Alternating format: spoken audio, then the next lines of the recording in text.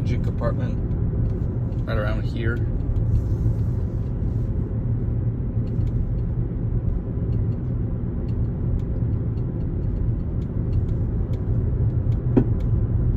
And I'm just barely on the accelerator, and it continues to pop.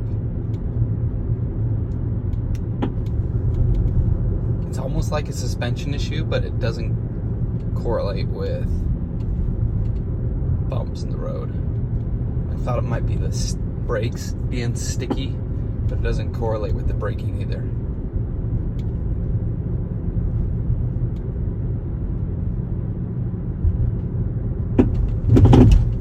So there it was pretty aggressive going over those bumps.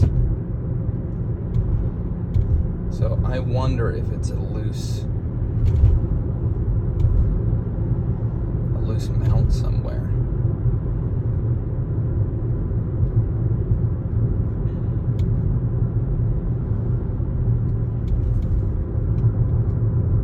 It doesn't correlate with letting off the gas or stepping on the gas either.